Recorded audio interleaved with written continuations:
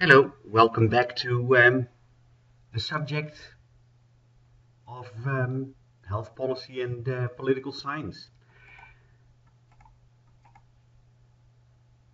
This time I want to talk about theory. There's a lot of political science theory that relates to the subject that we're studying.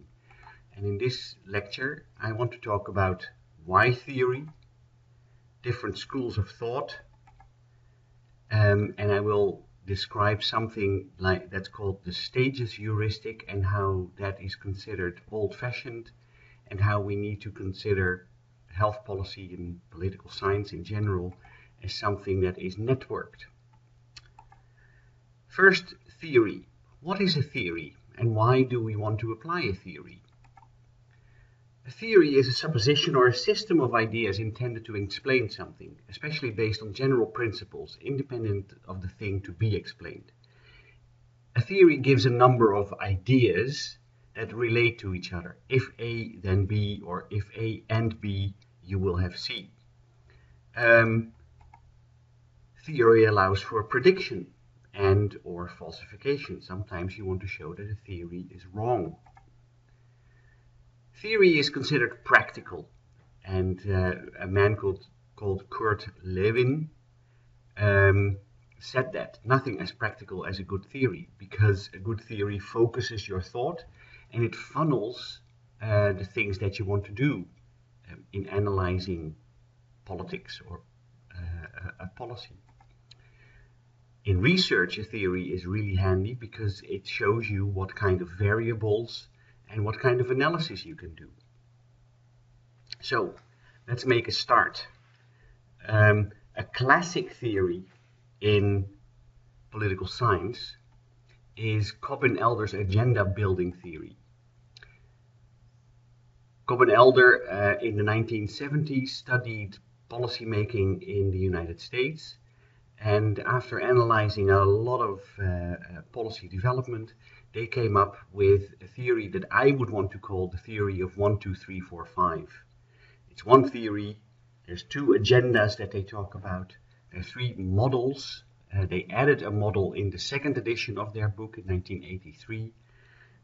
They talk about publics that need to be engaged in policy making, and they formulated some criteria how issues can end up on the agenda.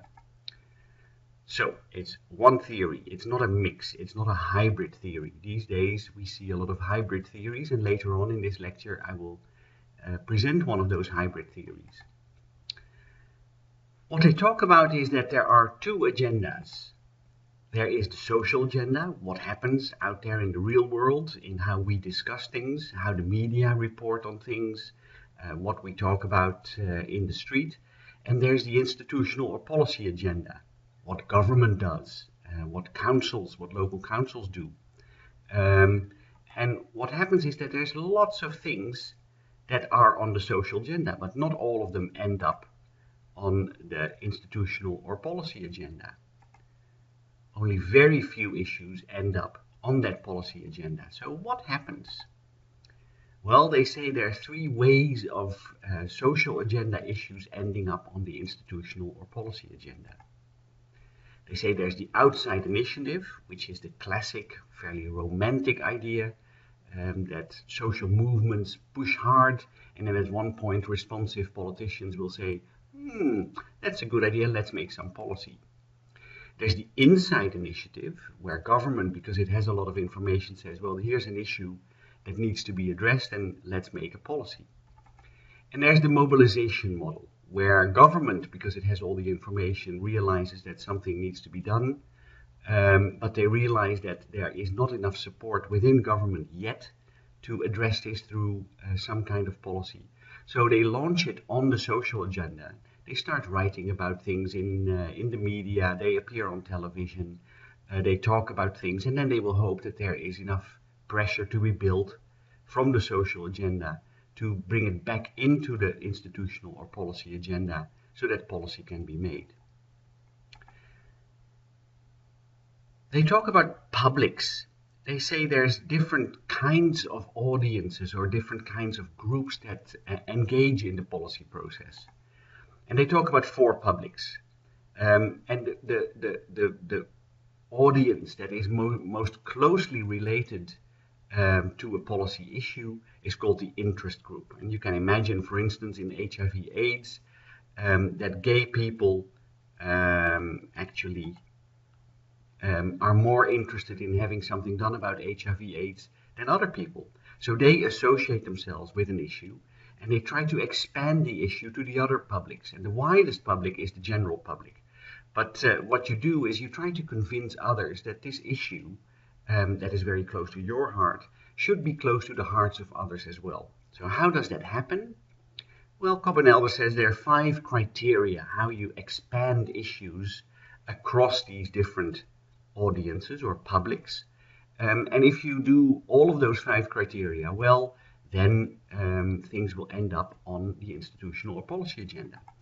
So the 5 criteria that they have formulated are these. First of all, the issue is supposed to be non-unequivocal.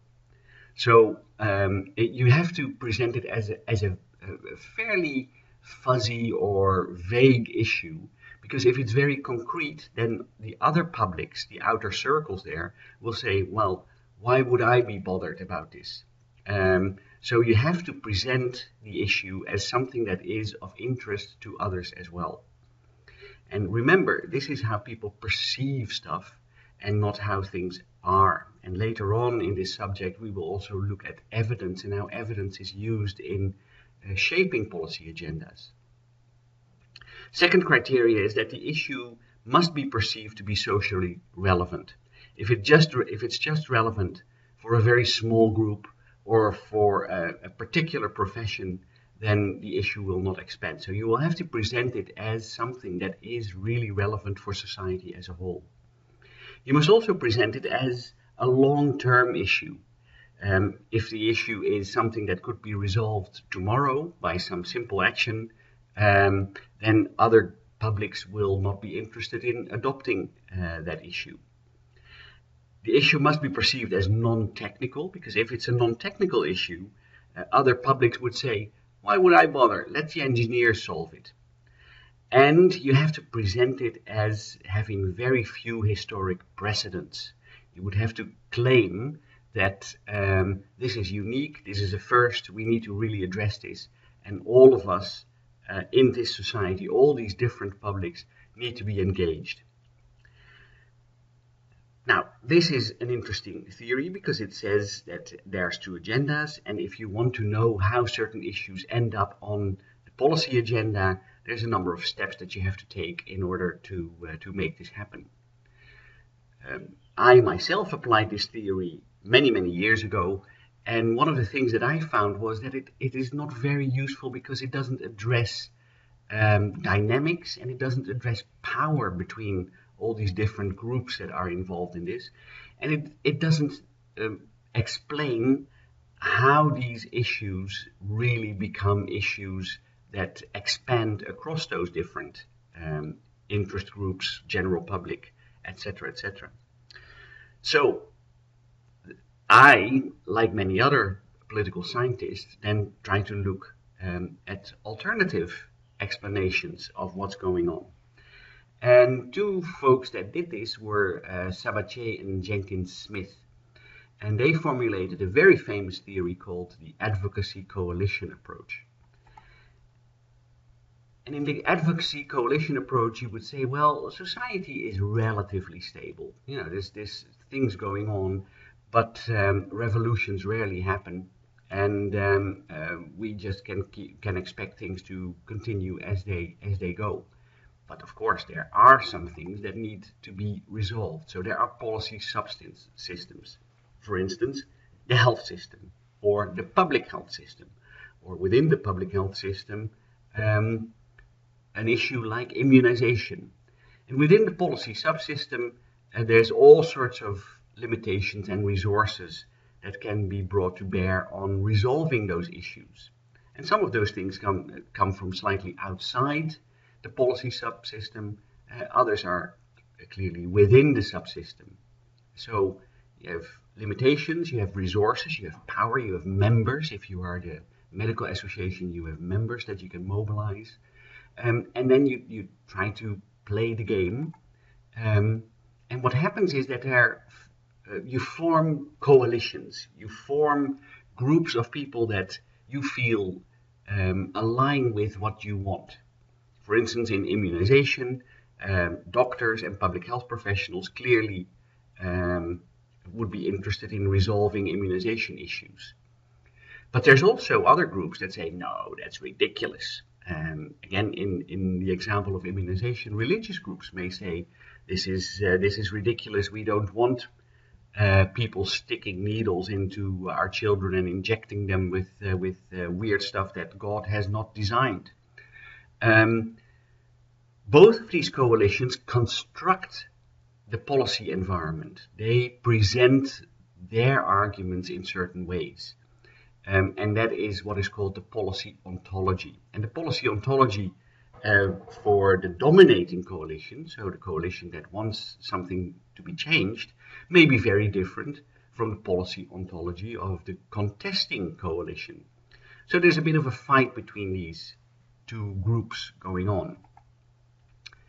What happens is that incrementally decisions will be made, a government will make a decision, and because of those decisions, institutions will change. We set up immunization systems or public health parameters to do things right, and then policy outputs and impacts are the result. Following this, of course, this is not an entirely stable system. There's feedback. People see what happens, and the coalitions may change again because something good happens or something bad happens. And this may happen through, for instance, elections. A new government may create new dominating or contesting coalitions with different policy ontologies. When we look at climate change in Australia at this moment, the policy ontology is different from what it was under the Gillard government. All of this then impacts on those relatively stable system-wide parameters, and all sorts of external events may happen, and they impact on the limitations and the resources of the actors. So this is an interesting theory because it says that if you manage to dominate the discourse well with enough partners that are part of your coalition, you will win the game. Let's take a closer look to what happens. So this is the policy subsystem and what happens within and just outside that policy subsystem. The coalition dominating will want to gather more actors to support what they want. So here they have added 2 more actors to the game, which is obviously more powerful than the contesting coalition that has just 1 partner. But what they will do in response to seeing what happened is bring in a majority. So now it's 4 against 3. So now the contesting coalition is more powerful than the dominating coalition. Well, the dominating coalition will try to pull in, on the basis of arguments or power or rewards, new actors so that they are in a majority. And you see that there's only 1 left that could be drawn into the contesting coalition. So now it's a draw and no one will win. And of course what may happen is that the contesting coalition offers better alternatives or better rewards, and they may pull in someone in their coalition from the other coalition, thus winning the game. This theory has been tested and applied and proved a lot of times, particularly in tobacco control policies. My colleagues from Quebec have done some fantastic research showing that this is actually what happens in tobacco control. And if you look at Victoria, Vic Health is the result of this game having been played about 25 years ago in Victoria. And the result of the game being played so very well is that here in Victoria we have the lowest rate of smoking in the world. So this is a theory that explains and manages to predict what happens if you want to make policy. Things are, of course, a little bit more complicated than a few arrows. John Kingdon developed a theory based on a systematic review of hundreds of policies, particularly in the health field in the United States. And he developed a theory that's called the multiple streams theory. In his view, there are three streams that always exist. They are kind of autonomous. The first stream is the problem stream. There are always problems in society. People talk about things, and some people have more expertise or authority to talk about things as problems than others. But problems just exist. Then there's politics. And as I said in the lecture about political thought, who gets what? That's what politics is all about. Politics is liberal, social democrat, Marxist, anarchist. It's the idea how to determine who gets what in society. And that is relatively autonomous too. Of course, there are elections and things like that, but politics is a second stream that moves along like a slow river. The third stream is policies. And we've discussed policies before. Policies are the things that governments do to change issues and situations. And there's a whole series and package of interrelated policies that are already existing and may evolve over time. And those policies may not always align very well with the politics and with the problems. If you read Kingdon, it's a bit more complicated than just three simple streams, as you can see here. One of the things that he says that you have also policies in the primeval soup. There's things that happen just as a trial to test things, but some things simply don't get recognized, and some issues don't get on the agenda. So here are a number of issues, and the critical element of all of this, as you can see here in the middle, is the policy entrepreneurial capacity. So what happens? Kingdon's position is that in each of those streams you have visible and invisible participants. The visible participants have a legitimate role. In the problem stream, for instance, the legitimate problem framers are academics and representatives in parliament. In politics, the visible participants are the politicians. And in politics, academics are supposed to not really have a voice. But in politics, the academics, therefore, are the invisible participants. And the same in the policies. You have people who have a legitimate role in policies and people who are supposed to be invisible. They all try to connect these streams. They all have a role in trying to connect problems to politics, politics to policies, etc., etc. And sometimes they're successful. Sometimes they do manage to connect problems to politics or policies to politics. What Kingdon says is that you have a good opportunity for new policy development if you create a window of opportunity that bridges all those three streams. That someone says, here's a problem with the politics that we have, we could really make a good new policy to start changing the world. And the people who do that in Kingdon's world, in Kingdon's theory, are called policy entrepreneurs. And those policy entrepreneurs continuously push at the connection between problems, politics, and policies.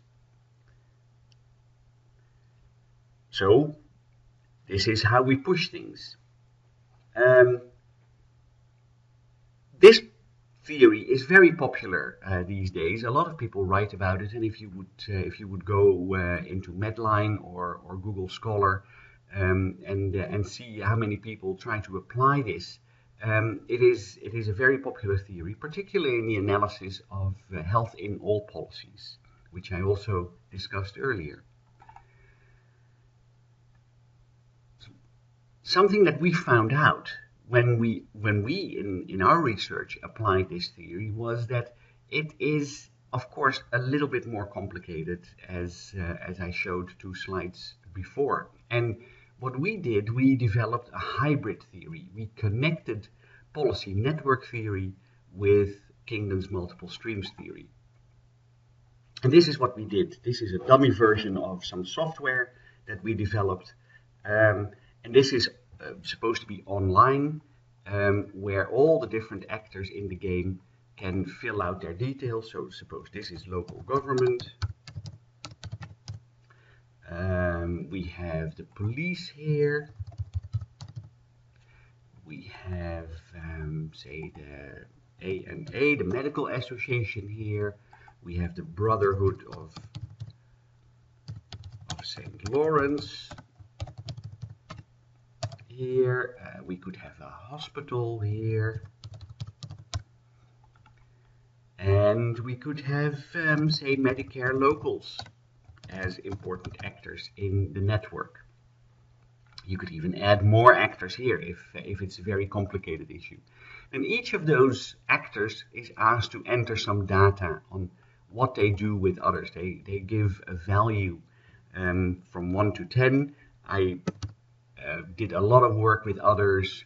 I did discuss many problems. I don't think policies need to be changed, etc., etc.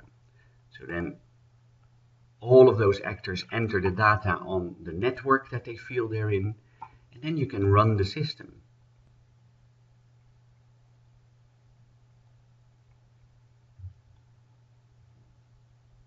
So here you see the different actors.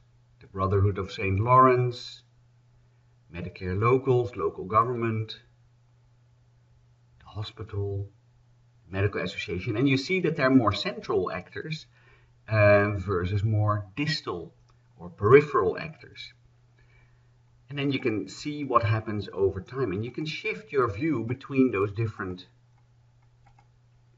streams, and you can see that networks change all the time. Stuff happens. Now, what we propose, if you reset the system, when you're a policy entrepreneur, you can actually move one of those actors in the problem stream. You can move the Brotherhood of St. Lawrence closer to local government. And what will happen is that the others will think, wow, what's going on? We need to be closer too. Then when you play the system,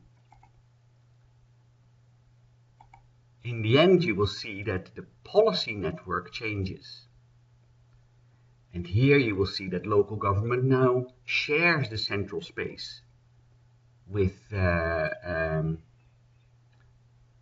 others, and in particular with local government.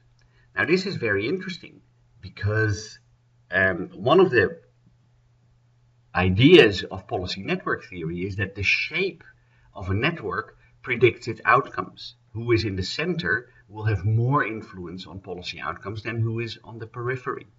So if local government and social work, the Brotherhood of St. Lawrence, are in the center, then they will put their stamp on policy more than others.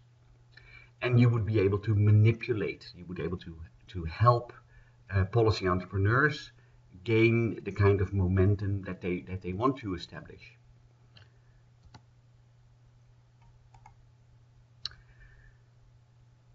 So we developed this into a system called Impulse, interactive mapping of policy streams. There are other theories as well. For instance, the same Paul Sabatier who talked about advocacy coalition theory also framed a theory about implementation.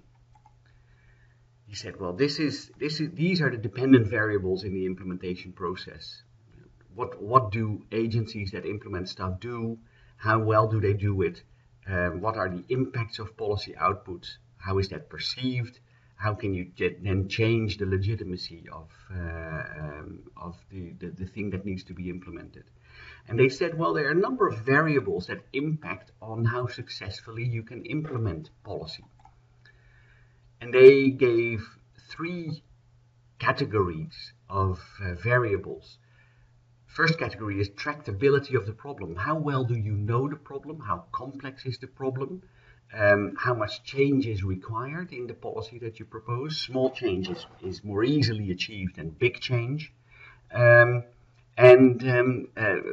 target group, is that the whole population or a small group in the population? Smaller groups obviously can be more easily addressed.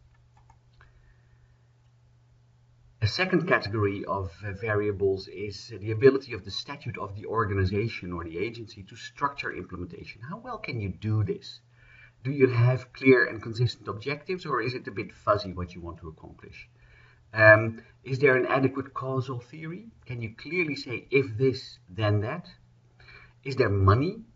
Do you integrate implementation between and within implementing institutions? If your policy is about cleaning the streets of Melbourne, ultimately it is people with those little vans that have to go around to actually clean things up. If you haven't told them that this is what needs to be done, clearly your implementation program will fail. Do you have enough people to do it? Do you recruit? Do you need to recruit people? Do you need to train people? And the third category of variables is the support that you have in society for the implementation of your program. And part of that is the socio-economic condition. Countries in poverty, countries with less sophisticated technology may have more problems implementing technological change, for instance. Is there public support? What are the attitudes and the resources of those that are supposed to work with you? Is there support from leadership? Or is it just symbolic policy that needs to be made? We tested this on a number of occasions, and although the reality is, again, vastly more complex, an analysis along these lines actually shows you that a lot of implementation issues can be explained by very clearly applying this theory to policy change. Now, this is a brief introduction to political theory. There are many more theories, of course. If you want to read up on this, and I would recommend that you read up on this, because we would want to see your knowledge reflected in the assessment of this subject. So here's a couple of books. I would appreciate it when you would read all of those books. But these are the 4 books that I think would explain adequately well some of the issues associated with theories. Paul Sabatier, the blue book at the bottom, Theories of the Policy Process, is a very comprehensive text. But as public health professionals, he speaks a language that may not resonate with what you do and what you believe. So therefore, I would say go to the library, maybe buy the book, scan it, and see what you like. Those other 3 books at the top are far more practical. To the left, Health Promotion and the Policy Process, published recently by myself, I must say, with a Canadian colleague. Where in that book we show really how practical a range of different political theories are to explain policy processes. The book in the middle, Making Health Policy, is a really neat introduction, and I would suggest that you read chapters 1 and 2 to get a feel for the kind of approaches that are being used to understanding public health policy. And in the book on the right, Jenny Lewis, one of our colleagues, Health Policy and Politics, Networks, Ideas and Power, very specifically applies this policy network theory that I mentioned in the hybrid theory that we made with Kingdon's multiple streams theory. And she applies networks, and she shows how ideas and power relations between different constituent groups are important in understanding why certain policies happen and other policies will not happen. So this is the end of the lecture on policy theory. I hope to see you again soon with our next installment for the subject.